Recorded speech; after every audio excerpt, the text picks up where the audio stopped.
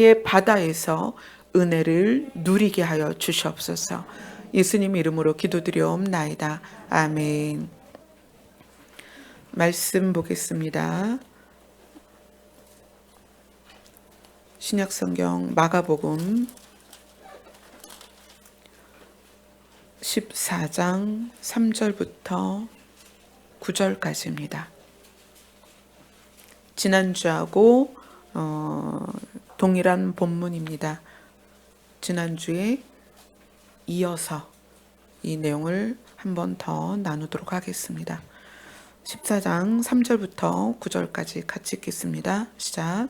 예수께서 베다니 나병 환자 시몬의 집에서 식사하실 때에 한 여자가 매우 값진 향유 곧 순전한 나드 한 옥합을 가지고 와서 그 옥합을 깨뜨려 예수의 머리에 부으니 어떤 사람들이 화를 내어 서로 말하되 어찌하여 이 향유를 허비하는가.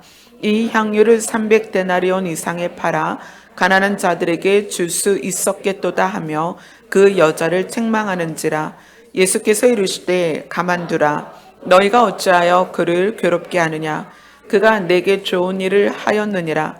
가난한 자들은 항상 너희와 함께 있으니 아무 때라도 원하는 대로 도울 수 있거니와 나는 너희와 항상 함께 있지 아니하리라.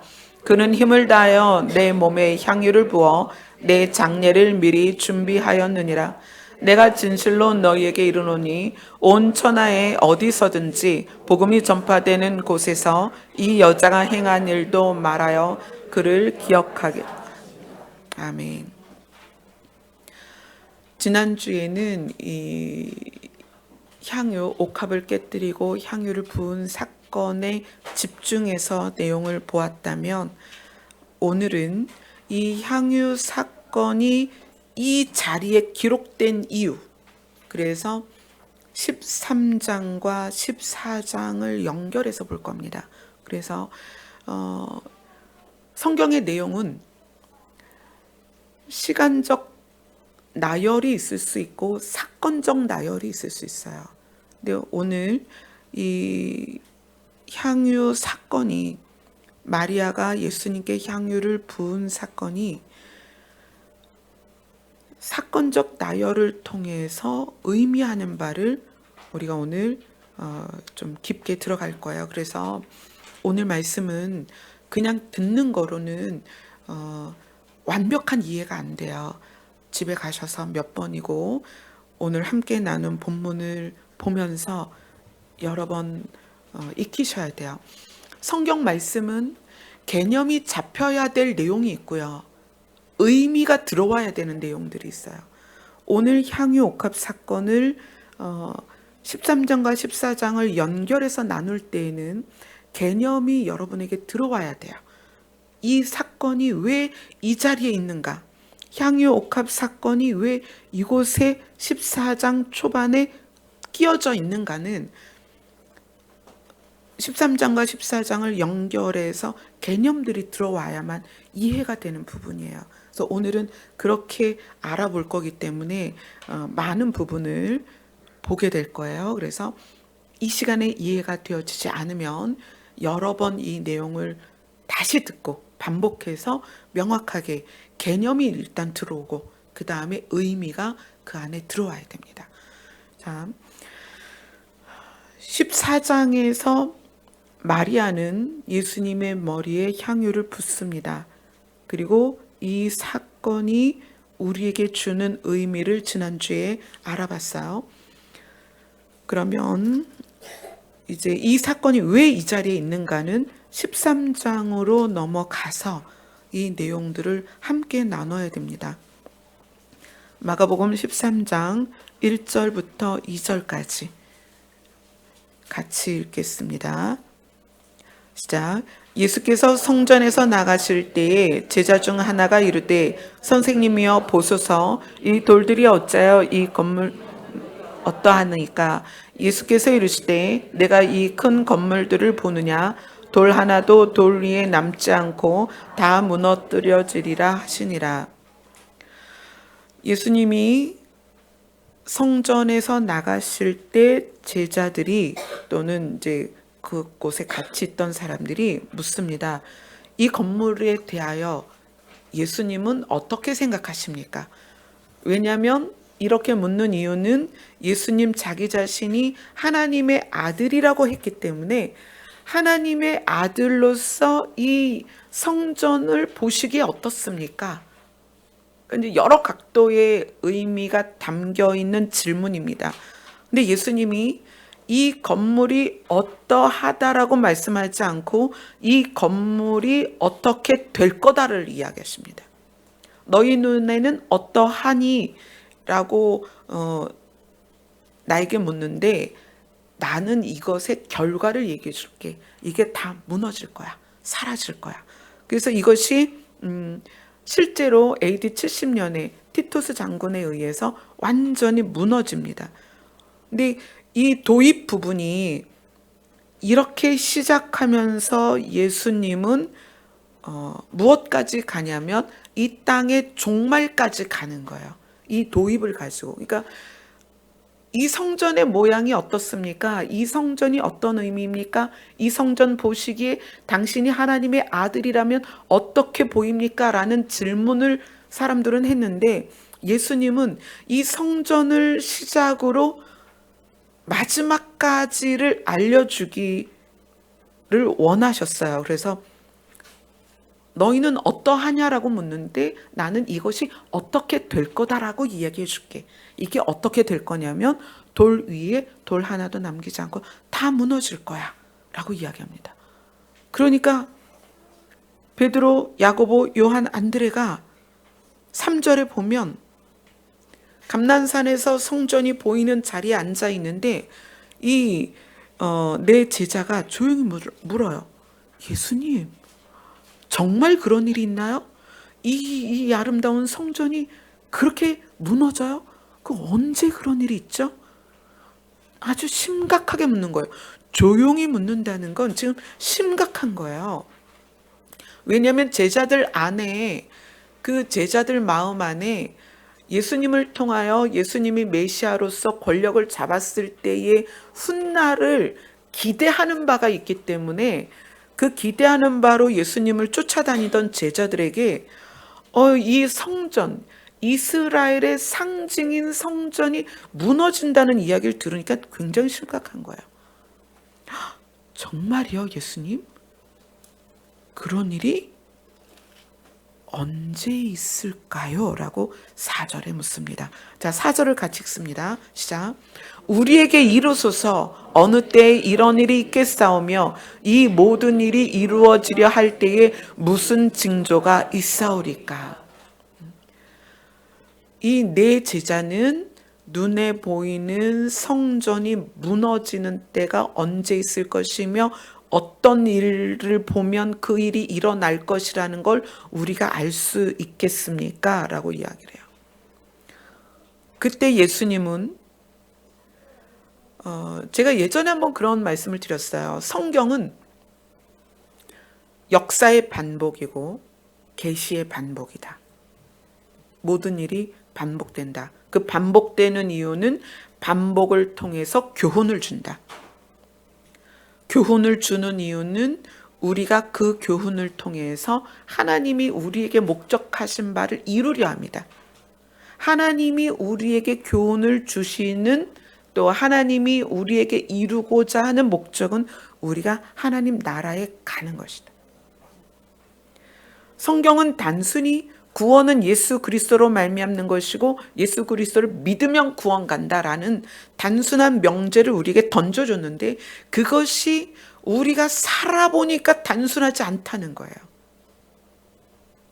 왜냐하면 우리의 권위자가 우리를 통치하는 자가 잠시이지만 사단이기 때문에 이것을 뚫고 예수 그리스도를 믿음으로 천국 가는 그 과정이 우리에게 산재된 문제, 너무나 많은 문제가 있다는 거예요.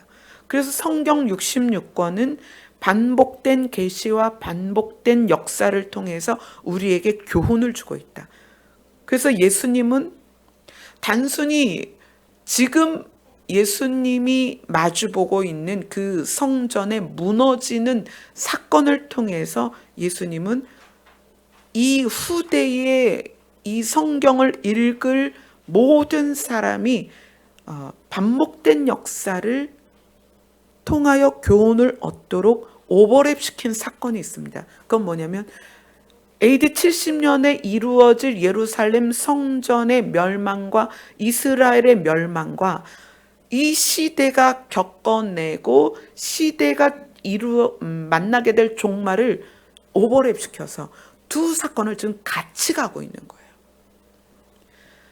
이 두 사건을 같이 가고 있기 때문에 그 자리에서 듣는 이스라엘 제자들은 예루살렘 성전이 무너지는 것에 초점을 맞춰서 듣고 있지만 2000년이 지난 우리는 이미 이루어진 사건이에요. 예루살렘 성전이 무너지는 건 AD 70년에 이미 무너졌어요. 우리는 다시 반복될 역사를 여기에 오버랩 시켜서 보아야 된다는 거예요. 5절부터 8절까지 같이 읽겠습니다. 시작.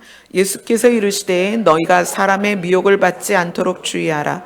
많은 사람이 내 이름으로 와서 이르되 내가 그라하여 많은 사람을 미혹하리라. 난리와 난리의 소문을 들을 때에 두려워하지 말라. 이런 일이 있어야 하되 아직 끝은 아니니라. 민족이 민족을 나라가 나라를 대적하여 일어나겠고 곳곳에 지진이 있으며 기근이 있으리니 이는 재난의 시작이니라. 실제로 티투스 장군에 의하여 성전이 완전히 회파되는 그 시점 전 2년 전에 한 번의 공격이 있었어요.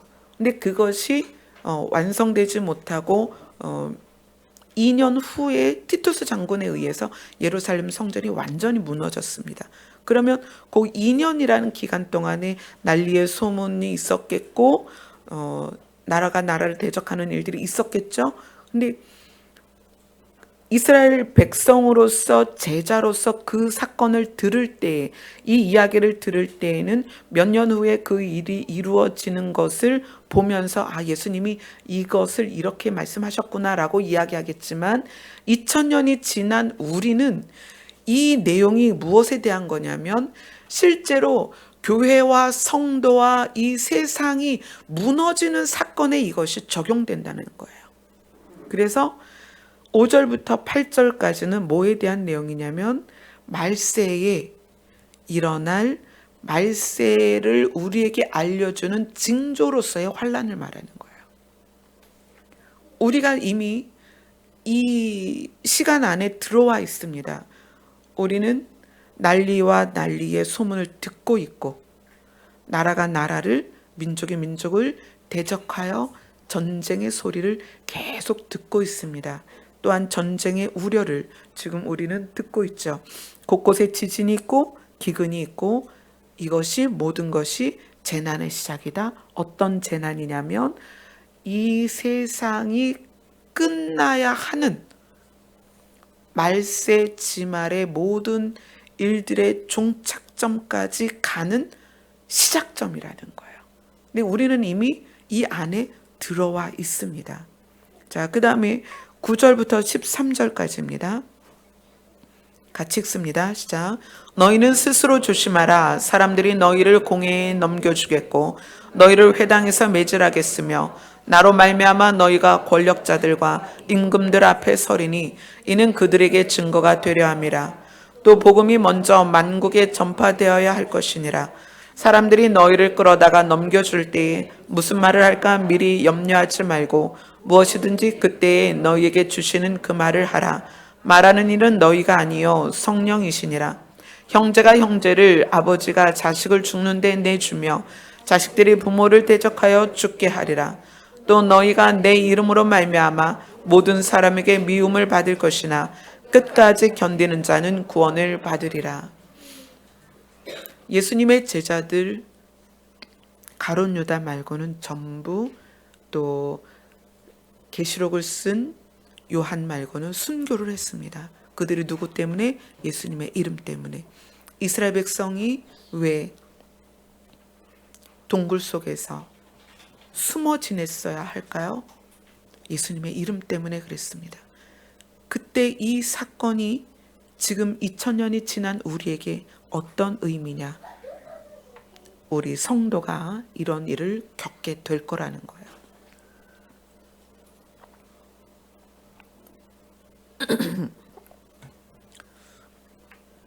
(9절부터) (13절까지는) 말세의 성도들이 겪게 될 환난에 대한 이야기입니다. 이 말씀을 들은 제자들이 환난 가운데 믿음을 지키고 복음을 전하다가 순교하면서 이 부분을 떠올렸을 거예요. 예수님이 우리에게 이 말씀을 하셨어. 그들이 죽어가면서 이 말씀을 기억할 것입니다. 그러나 이제 이 땅의 성도들이 이 말씀을 기억할 때가 옵니다. 물론 지구 곳곳에서 이 말씀을 기억하면서 죽어가는 사람들이 현재도 있습니다. 그러나 보편적으로 이 땅의 성도들이 이런 일을 겪게 되는 때가 온다는 거예요. 우리나라가 지금 이 땅에서 10월 3일이나 10월 9일 날 외치는 게 뭐죠? 왜 그들이 그곳에 나가서 외치고 있냐는 거예요. 정치 체계가 바뀌면 성도가 성도로서 하나님의 이름을 부를 수 없게 되는 체제가 있어요. 우리나라가 그런 위기감을 느꼈기 때문에 10월 3일과 10월 9일 날 거기에 나가는 거예요. 이건 부정할 수 없는 사실입니다. 우리가 이제 말세에 들어왔고 말세의 징조로서의 환난 안에 들어와 있습니다. 이제 우리는 성도로서 겪어내야 될 환난을 예수님께 배우고 있는 거예요. 너희는 내 이름으로 말미암아 목숨을 걸어야 될 것이다. 이러한 일이 마지막 때에는 반드시 있을 것이다. 너희는 끝까지 견뎌야 될 것이다. 이 말씀 이후에 14절부터 23절까지 또 말씀을 주십니다. 같이 읽습니다. 시작. 멸망에 가증한 것이 서지 못할 곳에 선 것을 보거든 읽는 자는 깨달을진저 그때에 유대에 있는 자들은 산으로 도망할지어다. 지붕 위에 있는 자는 내려가지도 말고 집에 있는 무엇을 가지러 들어가지도 말며 밭에 있는 자는 겉옷을 가지러 뒤로 돌이키지 말지어다. 그날에는 아이 뵌 자들과 젖 먹이는 자들에게 화가 있으리로다. 이 일이 겨울에 일어나지 않도록 기도하라. 이는 그 날들이 환난의 날이 되겠음이라. 하나님께서 창조하신 시초부터 지금까지 이런 환난이 없었고 후에도 없으리라. 만일 주께서 그 날들을 감하지 아니하셨더라면 모든 육체가 구원을 얻지 못할 것이거늘 자기가 택하신 자들을 위하여 그 날들을 감하셨느니라. 그때 어떤 사람들이 너희에게 말하되 보라 그리스도가 여기 있다 보라 저기 있다 하여도 믿지 말라. 거짓 그리스도들과 거짓 선지자들이 일어나서 이적과 기사를 행하여 할 수만 있으면 택하신 자들을 미혹하려 하리라. 너희는 삼가라. 내가 모든 일을 너희에게 미리 말하였노라. 실제로 예루살렘 성전이 무너지는 그 사건 때에 그 성을 함락시키기 위해서 그 성을 완전히 둘러싸서 그 성 안에 있는 사람이 나가지도 못하고 밖에서 안으로 들어갈 수도 없었습니다. 그래서 그 성 안에 있는 사람들이 식량이 고갈되기 시작하는 거예요. 나중엔 어떤 것도 먹을 게 없어서 소문이 돌기 시작하는데 누구 집에 누가 아이를 삶아 먹었더라. 그러한 일들이 있었습니다. 실제로 이스라엘에서 예루살렘 성전에서. 그런데 그것이 이제 다시 반복될 거라는 거예요. 이 반복의 이유가 뭐냐면 19절에 보면 하나님께서 창조하신 시초부터 지금까지 이런 환란이 없었고 후에도 없으리라. 다시는 역사에서 찾아볼 수 없는, 전의 역사에서 끄집어내서 비교해도 이보다 끔찍할 수 없는 그러한 일이 앞으로 있을 거라는 거예요. 예루살렘 성전에서 있었던 그 사건이 그때는 그렇게 기억됐을 거예요. 어떻게 이런 일이 있을까? 그런데 그 일이 앞으로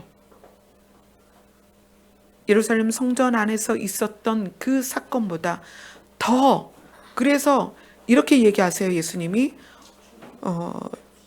창조한 그 시초부터 지금까지 이런 환란이 없고 후에도 없을, 그렇게 기록될 만한 환란이 있을 것이다. 이것은 우리가 이제 우리의 역사 안에서 우리는 기억하지 못할, 그러니까 생각하지도 못할 그만한 일들이 일어날 거라는 얘기예요. 예수님이 이 말씀을 하시면서 23절에 너희는 조심해라. 내가 모든 일을 너희에게 지금 말해줬다. 지금 이 이야기는 제자들에게만이 아니라 이 성경을 읽는 우리에게도 적용이 되는 거예요. 내가 너희들에게 지금 말해주는 거야. 이 말씀이 어느 순간인가 우리는 기억나기 시작될 것입니다. 지금은 아닌데 이러한 일들이 진짜구나. 예수님이 성경에서 말씀하신 그 일이 진짜 일어나는구나 라고 우리는 어느 날인가 기억하게 될 것입니다. 우리는 여러분들이 이 땅에서 이렇게 편안하게 예배 드리는 것이 얼마나 복된 것인가를 어느 날인가 기억하게 될 것입니다. 여러분이 목소리 높여서 길거리에서 기타 치고 드럼 치며 찬양을 부르는 그런 노방전도 하는 사람들을 볼 때 눈살을 찌푸렸던 분들도 있을 거예요. 그런데 어느 날인가는 그것이 우리에게 소원이 될 날이 올 것입니다. 여러분들이 전도지에 사탕 하나 붙여서 누군가 나눠줄 때 그걸 들고 야, 이까짓 걸 뭘 하냐 길에서. 건빵을 나눠주고 붕어빵을 나눠줄 때 야, 이까짓 거 뭐 이게 무슨 효과가 있다고 이런 걸 할까? 라고 말했던 여러분이 어느 날 야, 그럴 수 있었던 날이 있었는데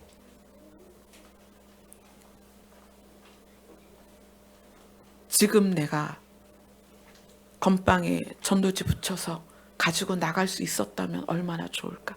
그런 날이 우리에게 온다는 거예요. 그런 날과 함께 오는 것이 뭐냐면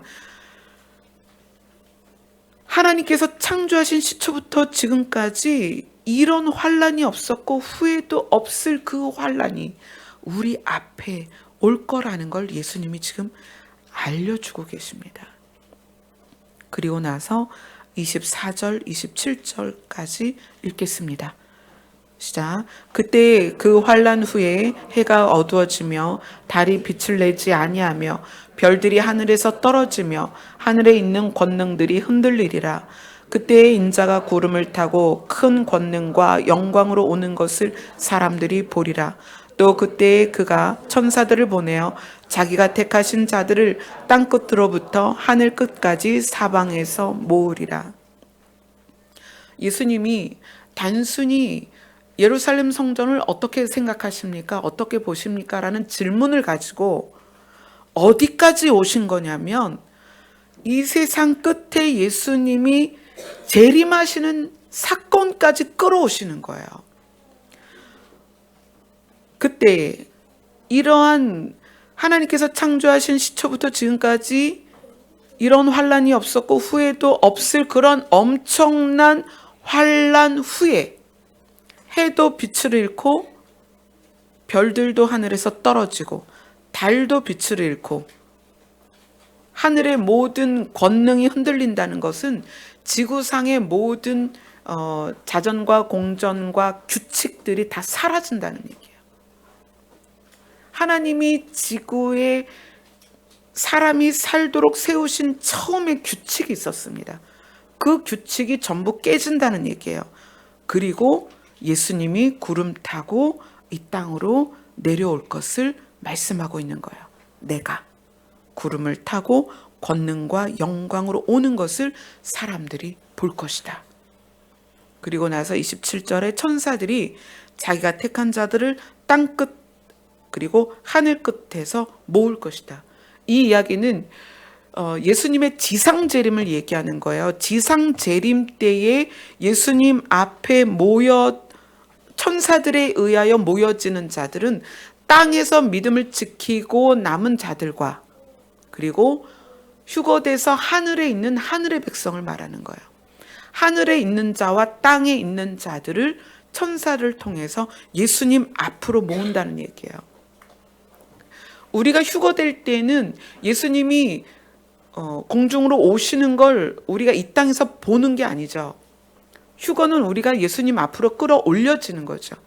근데 예수님이 구름 타고 오셔서 온 세상의 사람들의 눈에 보여지는 건 지상 재림을 말하는 거예요. 그 지상 재림 때 천사들은 땅 전체에서 주의 이름을 인하여 고통받으면서도 믿음을 끝까지 지킨 자들. 그래서 13절에 말하죠. 너희가 내 이름으로 말미암아 모든 사람에게 미움을 받을 것이나 끝까지 견디는 자는 구원을 받을 것이다.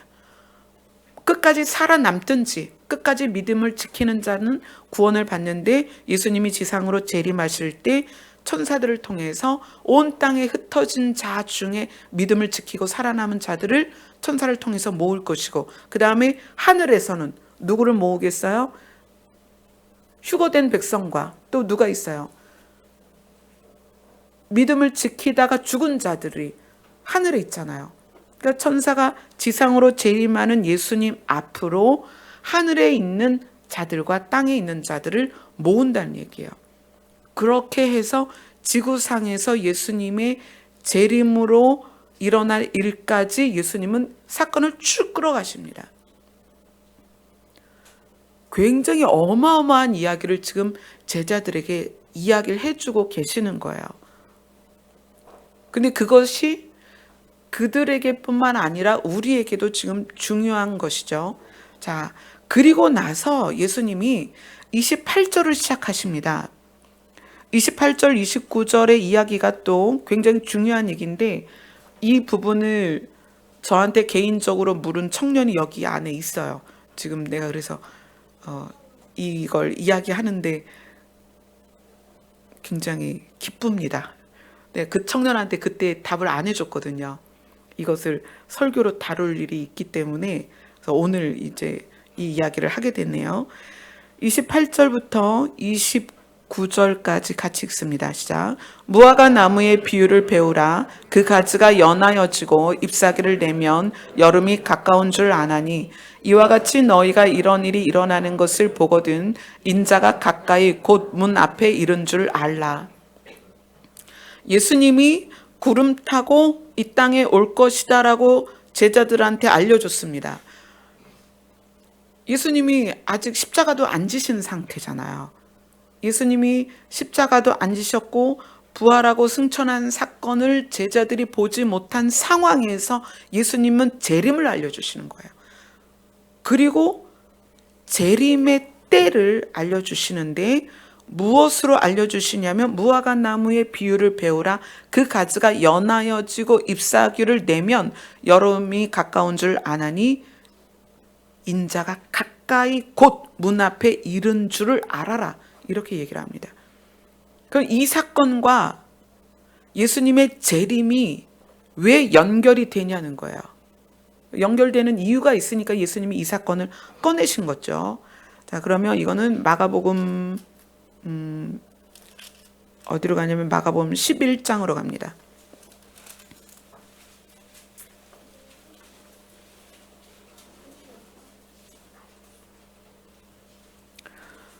마가복음 11장 12절부터 14절까지입니다.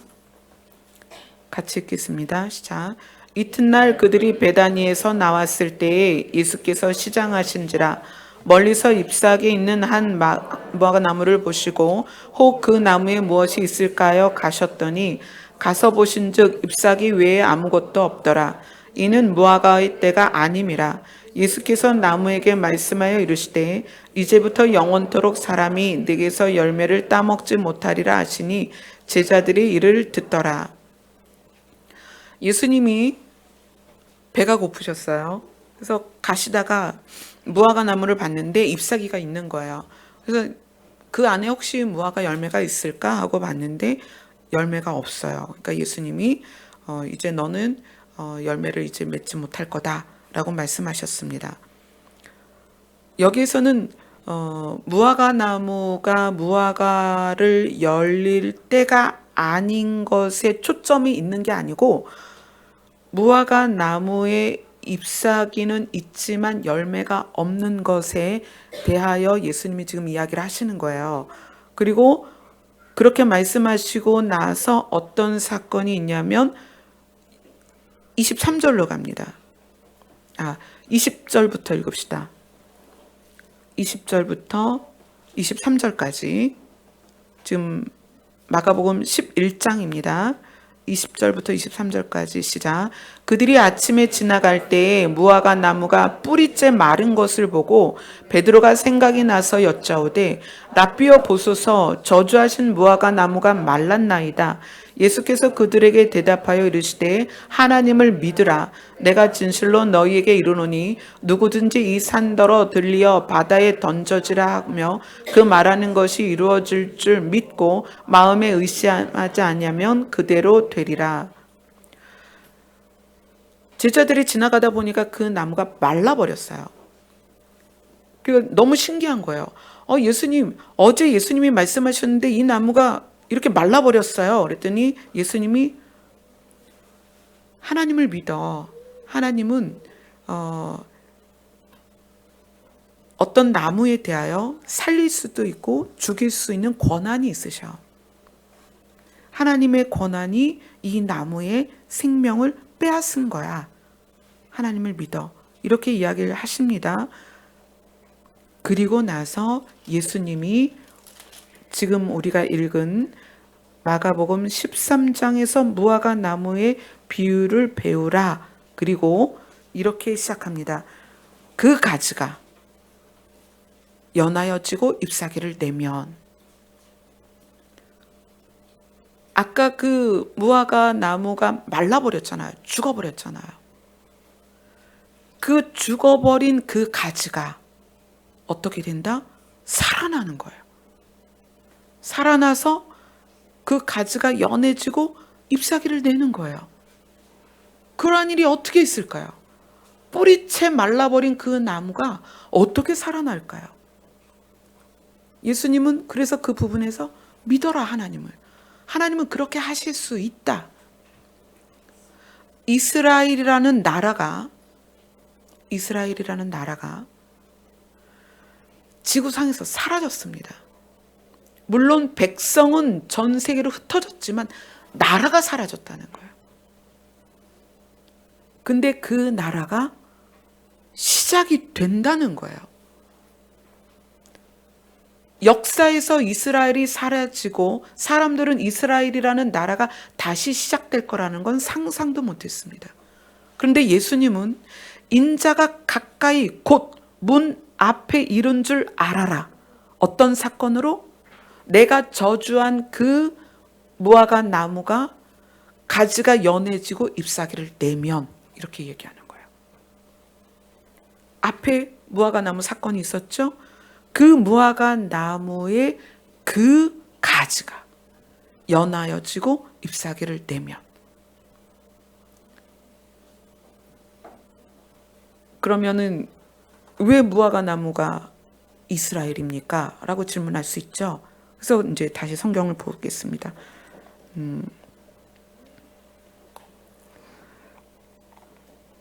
호세아서를 보겠습니다. 호세아서 9장 10절입니다.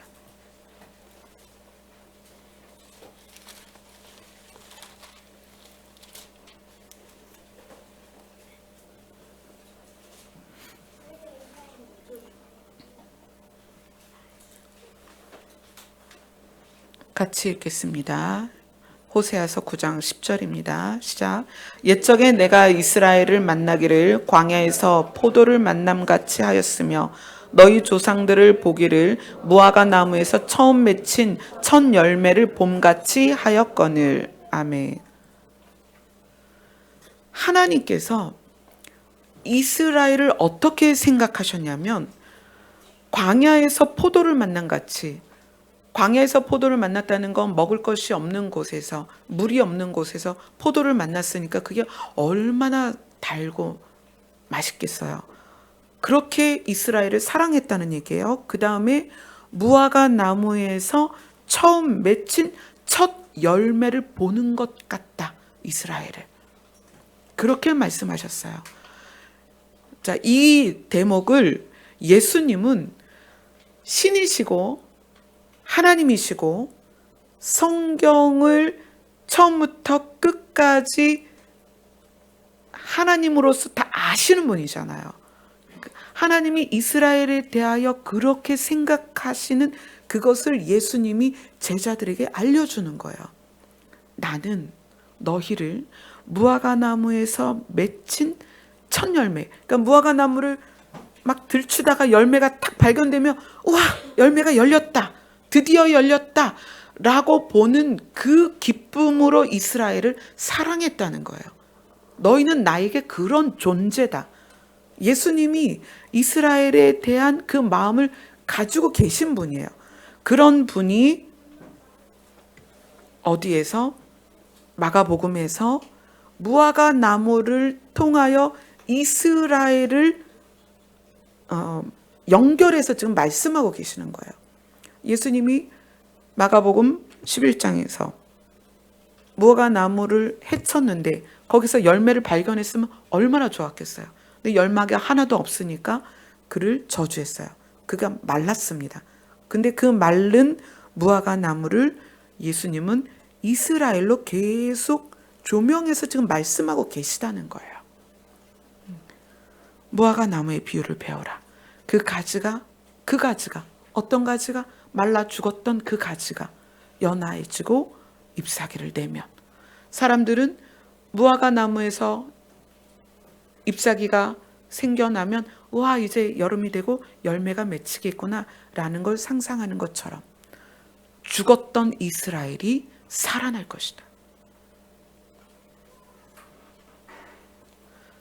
뿌리부터 말라서 흔적도 없어진, 다시는 그것에서 생명이 있을 것 같지 않은 그 이스라엘이라는 나라가 시작될 것이다.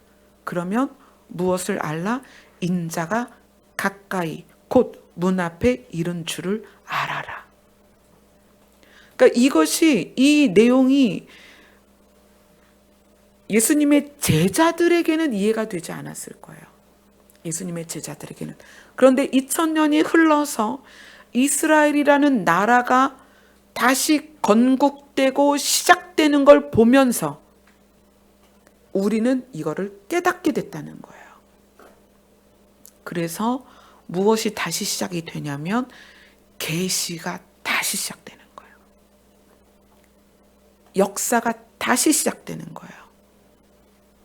말씀이 다시 반복되는 것입니다. 제3성전에 대한 문제가 회자되고 있죠. 이스라엘에서 제3성전을 세우겠다. 그럼 왜 제3성전이 세워지게 됐느냐? 뿌리부터 말라 죽은 것 같은 무화과 나무였던 이스라엘이 살아났단 말이에요. 그래서 역사와 계시의 타이머가 시작이 된 거예요. 멈췄던 계시가 시작이 된 것입니다. 그러면 뭐가 또 시작이 돼야 돼요? 멸망에 가증한 것이 서지 못할 곳에 선 것을 보거든. 읽는 자는 깨달을진저. 이 말씀이 티투스 장군이 이스라엘을 그 예루살렘 성전을 무너뜨리는 그 과정을 본 이스라엘 백성은 이것을 거기에 적용시켰겠지만 이스라엘이라는 나라가 다시 시작되었기 때문에 우리는 이것에 대하여 다시 시작된다는 것을 알아야 된다는 거예요. 역사는 이스라엘을 빼놓고는 역사를 말할 수가 없어요. 성경이 마찬가지입니다. 성경도 이스라엘을 빼놓고는 말을 할 수가 없어요. 그런데 지구상에서 사라졌던 이스라엘이라는 나라가, 백성을 말하는 게 아니에요. 이스라엘이라는 나라가 열매가 없어서 사라졌습니다. 열매가 없어서 사라졌다는 것은 예수님이 부활의 첫 열매예요. 그죠? 부활의 첫 열매인 예수님을 이스라엘 백성이 알아보지 못하고 죽여버렸잖아요. 그러니까 무화과 나무라는 이스라엘에서 그 첫 열매가 사라져버리니까 하나님은 그 나무를 말려서 죽일 수밖에 없는 거예요. 그리고 그 나무에게 다시 생명을 주십니다. 이스라엘이라는 나라가 다시 시작됐고 하나님은 그 이스라엘이라는 나라에서 처음 익은 열매를 다시 찾는 거예요. 그 처음 익은 열매는 누구일까요? 이제 휴거를 통해서 예수님 앞으로 올라가는 예수님의 백성들입니다. 처음 익은 열매들이. 이게 계시의 반복이고 역사의 반복입니다. 이 계시의 반복과 역사의 반복이 이스라엘이라는 나라를 중심으로 지금 계속 반복되고 있다는 거예요. 그동안은 이스라엘이라는 나라가 지구상에서 사라졌기 때문에 계시와 역사가 끊어졌습니다. 근데 우리는 지금 어느 시점에 있냐면 이스라엘이라는 나라가 살아났다는 거예요. 살아났고 계시는 째깍째깍 역사도 째깍째깍 다시 타이머가 돌아간 시점에 우리가 있다는 얘기예요. 그래서 성경의 계시들이 이제 우리에게 다시 적용되게 되었습니다. 인자가 가까이 곧 문 앞에 이른 줄을 너희가 알라. 자, 그렇게 말씀하시고 30절부터 37절까지 예수님께서 말씀하십니다. 같이 읽겠습니다. 시작. 내가 진실로 너희에게 이르노니 이 세대가 지나가기 전에 이 일이 다 일어나리라. 천지는 없어지겠으나 내 말은 없어지지 아니하리라. 그러나 그 날과 그때는 아무도 모르나니 하늘에 있는 천사들도 아들도 모르고 아버지만 아시느니라. 주의하라, 깨어있으라. 그때가 언제인지 알지 못함이라. 가령 사람이 집을 떠나 타국으로 갈 때에 그 종들에게 권한을 주어 각각 사물을 맡기며 문지기에게 깨어있으라 명함과 같으니 그러므로 깨어있으라. 집주인이 언제 올지 혹 저물 때 일는지 밤중일는지 다국 때 일는지 새벽 일는지 너희가 알지 못함이라. 그가 호련히 와서 너희가 자는 것을 보지 않도록 하라. 깨어있으라. 내가 너희에게 하는 이 말을 모든 사람에게 하는 말이니라 하시니라. 인자가 가까이 곧 문 앞에 이른 줄을 알아라. 그리고 그때에 너희는 어떻게 해라? 깨어있으라. 깨어있으라. 깨어있으라. 깨어있으라. 깨어있으라. 4번이나 깨어있으라는 이야기를 하십니다. 그리고 나온 사건이 향유 옥합 사건이라는 거예요. 깨어있으라. 예수님의 십자가 사건 앞에 우리가 지난주에 제가 말씀드렸죠. 향유 옥합 사건은 예수님의 십자가 사건이 십자가 사건 되도록 하는 의미가 있다. 그런 사건이다. 예수님의 십자가 사건 앞에 사람은 두 부류로 나뉩니다. 한 부류는 순전한 나드 한 옥합을 가지고 와서 그 옥합을 깨뜨려 예수님의 머리에 붓고 예수님은 그에 대하여 뭐라고 말하냐면 그는 힘을 다하여 14장 8절에 그렇게 말합니다. 마가복음 14장 8절에 그는 힘을 다하여 내 몸에 향유를 부어 내 장례를 미리 준비하였느니라. 십자가 사건 앞에 한 부류는 자기의 힘을 다하여서 옥합을 깨뜨려서 향유를 붓는 부류가 있습니다. 그러나 십자가 사건 앞에 한 부류는 어떠한 부류가 있냐면 마가복음 14장 10절부터 11절을 같이 읽겠습니다. 시작. 12 중에 하나인 가룟 유다가 예수를 넘겨주려고 대제사장들에게 가매 그들이 듣고 기뻐하여 돈을 주기로 약속하니 유다가 예수를 어떻게 넘겨줄까 하고 그 기회를 찾더라. 예수님의 십자가 사건 앞에 사람은 명확하게 두 부류로 나뉩니다. 믿는 자와 안 믿는 자가 아니라 믿는 자 안에서 정확하게 두 부류로 나눕니다. 하나는 힘을 다하여 자기의 옥합을 깨는 자고, 한 부류는 예수님을 팔자에게 팔아 넘기는 사건이 있다는 거예요. 무엇을 위하여? 돈을 위하여. 우리가 이 향유 옥합 사건을 세 개의 본문으로 지난주에 나눴습니다. 요한복음에서 이 여인은 마리아다라고 알려줬고요. 여기에서 화를 내어 서로 말하되 어찌하여 향유를 허비하느냐라고 화를 낸 사람의 중심에 누가 있었다? 가룟 유다다. 그는 그 향유를 팔아서 그 300데나리온으로 가난한 자를 돕자는 의미가 아니라 그걸 가지고 가난한 자를 돕기 위하여 헌금을 하면 그 헌금함에서 돈을 훔치려는 의도를 가지고 있었다라고 요한복음에서 알려줬습니다. 그가 누구였다? 가룟 유다였다. 근데 예수님의 십자가 사건 앞에 성도들 안에서 한 부류는 예수님의 십자가 사건이 되도록 하는 부류가 있고, 한 부류는 예수님을 십자가 지도록 물질을 향해 나아가는 자들이 있다는 거예요. 이거는 세상을 말하는 것이 아닙니다. 교회 안에서입니다. 그래서 오늘 예수님이 이 십자가 사건 앞에서 향유 옥합 사건이 있도록 하시고, 이 향유 옥합 사건 앞에 마가복음 13장 전체를 통하여 예수 그리스도의 다시 오심을 조명해 주는 거예요. 깨어라, 깨어라, 깨어라. 마가복음 13장은 깨어라라는 말씀으로 마무리를 합니다. 그리고 향유 옥합 사건을 가져오시는 거예요. 마지막 때에 성도는 딱 두 부류다. 한 부류는 예수 그리스도의 십자가 사건이 자기 자신에게 의미가 있게 할 것이고, 한 부류는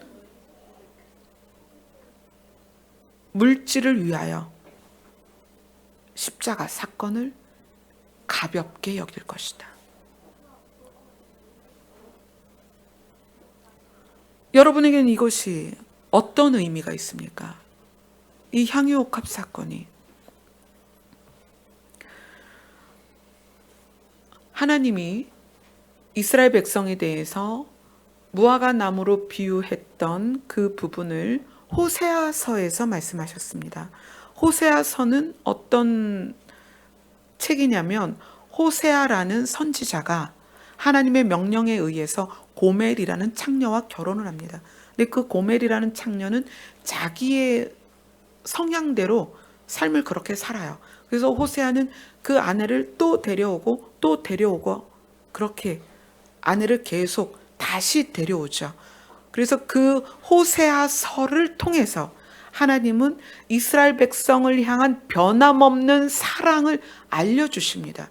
그리고 그 호세아서 안에 이스라엘을 향하여 말씀하시기를 무화과 나무에서 첫 열매를 만날 때의 기쁨처럼 내가 너희를 사랑한다.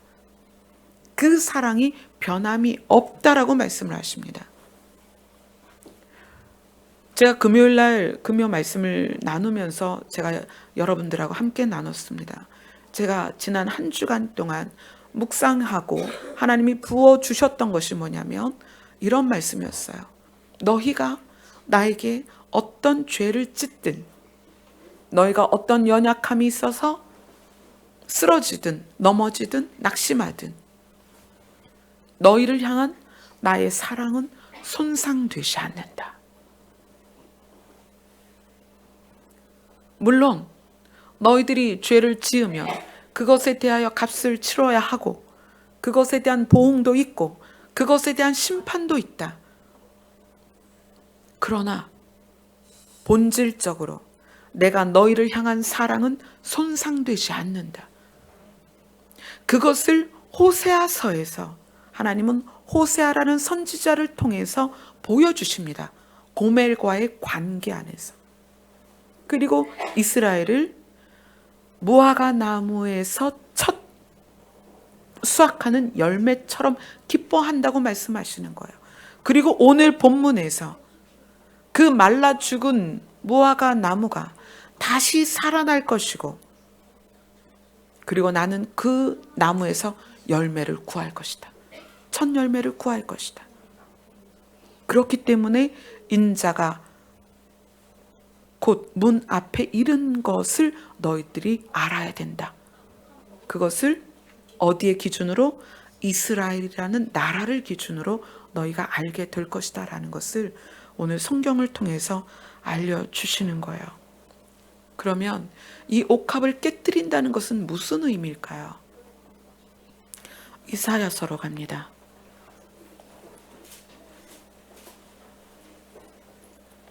이사야서 1장으로 가겠습니다.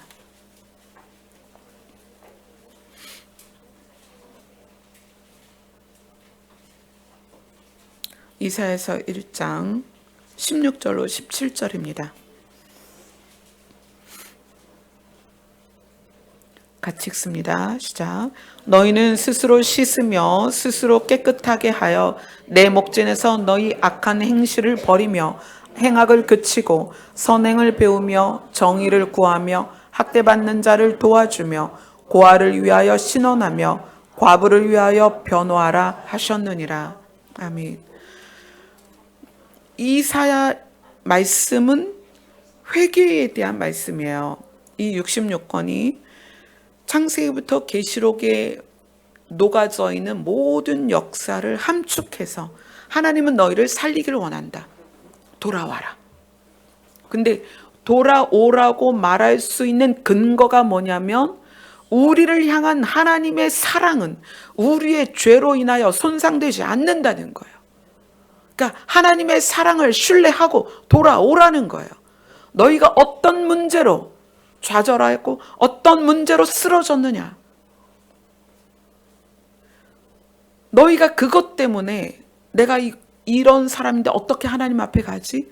그렇게 생각하지 말라는 거예요. 돌아오라는 거예요. 너희를 향한 내 사랑은 변함이 없다.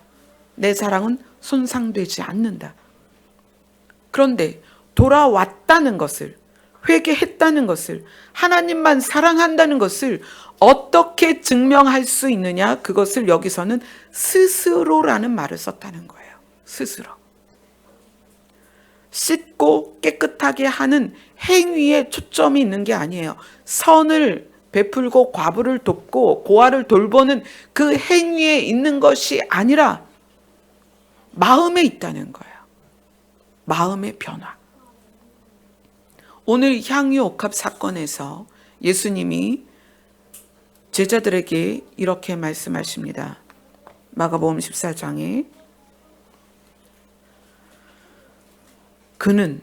그는이 누구냐면 마리아죠. 마리아는 힘을 다하여 내 몸에 향유를 부었다.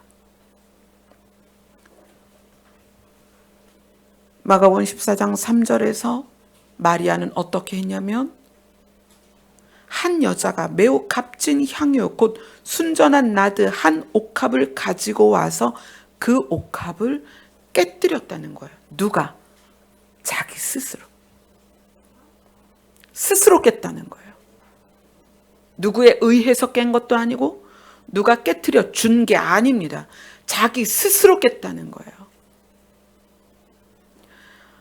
깨어 있으라, 깨어 있으라, 깨어 있으라. 어떻게? 너희의 마음이, 너희 자신이 종교적인 행동으로 익숙해 있는 그 행동을 하는 것으로 신앙생활이 아니라 너희의 마음이 바뀌어야 된다는 거예요. 옷값을 깨트린다는 것은 나 자신을 내가 바울처럼 십자가에 못 박는 것을 말하는 것입니다. 바울은 스스로 이야기합니다. 나는 날마다 죽노라. 죽임을 당한다도 아닙니다. 내가 나 스스로 죽는다. 어떻게? 십자가에 나를 못 박는다. 타인이? 아니요, 내가. 깨어있는다는 의미는 교회에 와서 열심히 어떤 종교적인 행위를 한다는 의미가 아닙니다. 깨어있다는 의미는 예수님이 곧 오실 거라는 사실을 인식한다는 게 아니에요.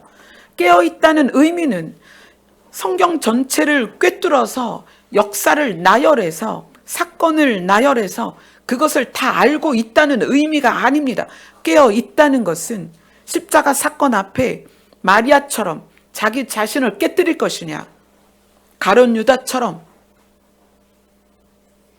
물질을 위하여 예수를 팔 것이냐, 두 가지라는 거예요.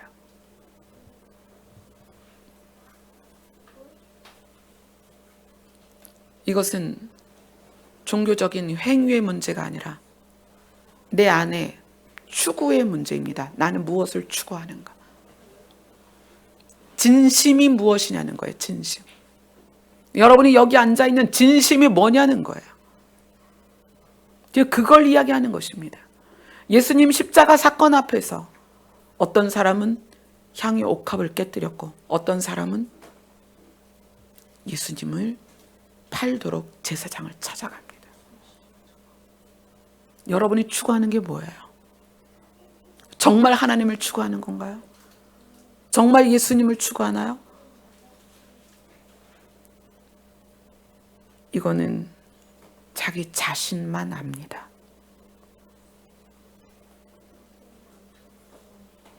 여러분 자신이 자기 자신을 들여다보고 마리아처럼 내 육이, 내 마음이, 내 옛 성품이 산산조각 깨어지고 있는지 봐야 합니다.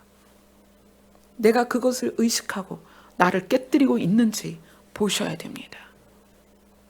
이 향유 옥합 사건은 마가복음 전체 흐름 안에서 성도를 양쪽으로 갈라서게 하는 중요한 사건이에요. 오늘 이 말씀이 너무 광범위한 것을 다루었기 때문에 여러분이 이것을 여러 번 더 들으면서 개념을 내 안에 세우고 그 다음에 의미가 내 안에 새겨져야 돼요.